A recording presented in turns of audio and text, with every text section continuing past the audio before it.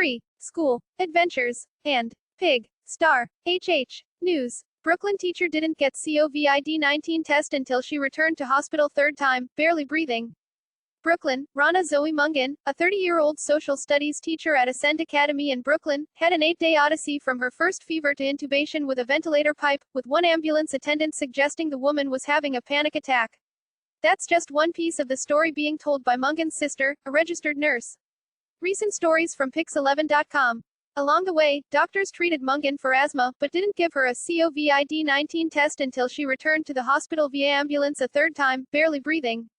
Now Mungin's family is fighting for her to get access to treatments that, so far, she's been turned down for. Mungin, a graduate of Wellesley College with a master's degree from the University of Massachusetts, has always advocated for self-empowerment, but now her sister has to be her voice.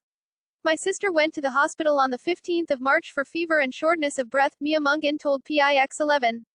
They gave her albuterol for asthma and gave her a shot of Toradol for her headache.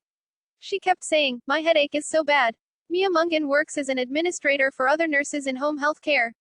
She remembers that a member of her staff was in the emergency room March 8 and she said she had a fever March 9. She wasn't feeling well. Mia Mungin said she herself didn't feel well March 9 and developed a fever March 10. She lives in the same East New York home as her sister and said Rana started running a fever on Thursday, March 12. The teacher paid her first visit to Brookdale Hospital on March 15, and that's when she received albuterol and the medicine for her headache. The hospital didn't give Mungin a test for COVID-19, and she went home.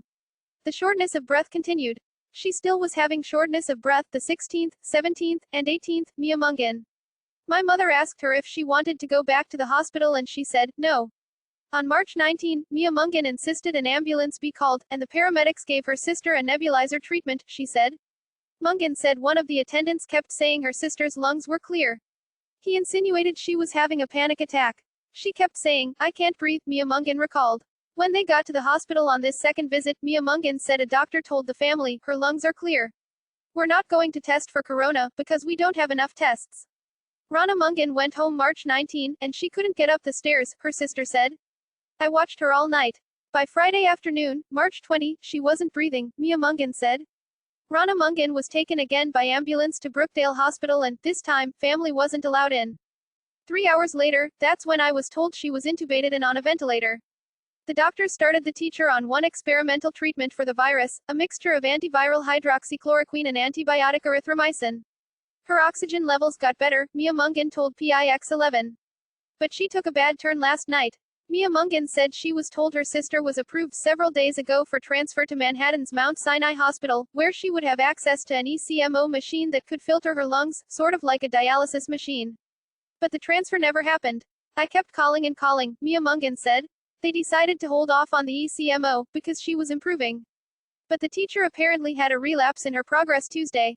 The family was hoping she would be approved for the remdesivir clinical trial, which is a promising treatment, but there's been an overwhelming number of requests and Rana Zoe Mungin was turned down. She remains in Brookdale Hospital. Link to the full video in the description. Like, follow, share, subscribe, comment, hit the bell, visit the community wall, then go to www.amor-ica.com/tv.